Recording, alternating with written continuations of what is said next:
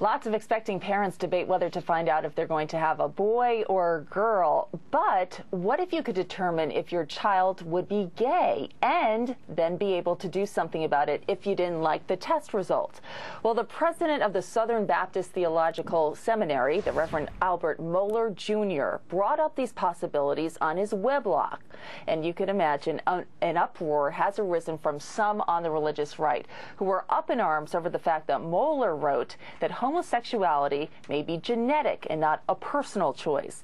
But Mohler then angered some gay rights activists when he said that homosexuality would still be a sin even if it were genetic. Lots to talk about here.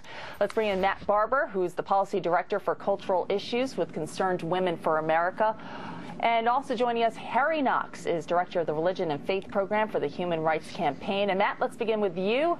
Sure. Reverend Mohler bringing up some very controversial points here regarding whether homosexuality is genetic or if it's taught something from being raised. Why should he be criticized for talking about the topic? Well, he shouldn't be criticized for talking about the topic. I think that it's a topic worthy of debate.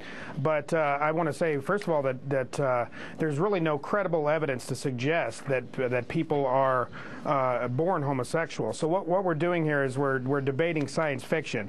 The reality is that the evidence indicates that people are not born homosexual. In fact, there are thousands of people who have left the homosexual lifestyle, who are living happy lives as heterosexuals, who have married, who are having children. My good friend Stephen Bennett of Stephen Bennett Ministries is just one of them. He was involved in the lifestyle for 11 years and is now married for 14 years with 2 kids. So we're really debating a hypothetical here in science fiction. Additionally, there have been studies done on identical twins that show that of identical twins where one self-identifies as a homosexual, in over half the cases the other one self-identifies as a heterosexual. So if they're identical with the same genetic makeup, they would have to all be homosexual. So we're debating science fiction here. Okay, how about Harry? He's been very patient listening to you.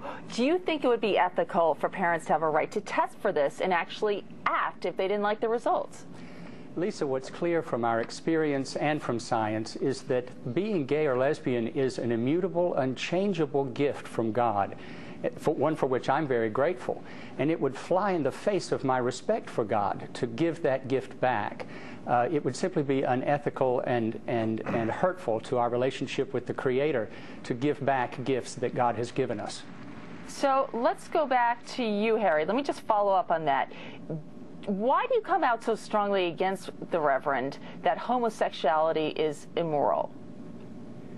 Well, Reverend Mohler suggested using hormone therapies to treat fetuses in the womb to try to keep them from having a homosexual orientation once they were born. Is that what you object to? Is that the part that you object to? Absolutely. It's so dangerous. Just the idea of it on the face is dangerous and horrible. Lesbian and gay people have given tremendous gifts to the church and to the kingdom of God. And it would be a shame to forfeit those gifts by removing what may be the very gene that has been the cause of our giftedness.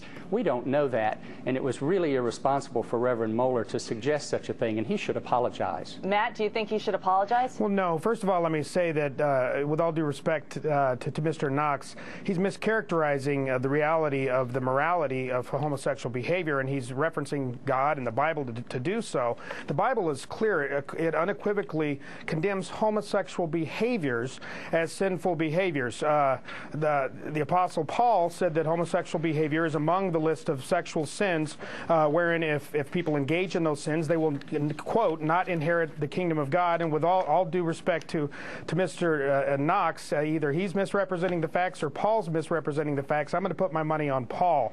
Now, Matt, that's simply not. As to your other portion of your question, I find it ironic that the homosexual lobby is against hormone therapy when they advocate such therapy for children who are self-identified as transgender. That really is hypocritical. All right, let's not even get to transgender right now because we're running out of time, but I do appreciate both of you being here, Matt Barber and Harry Knox. I think we could discuss this for a long time. Thanks so much.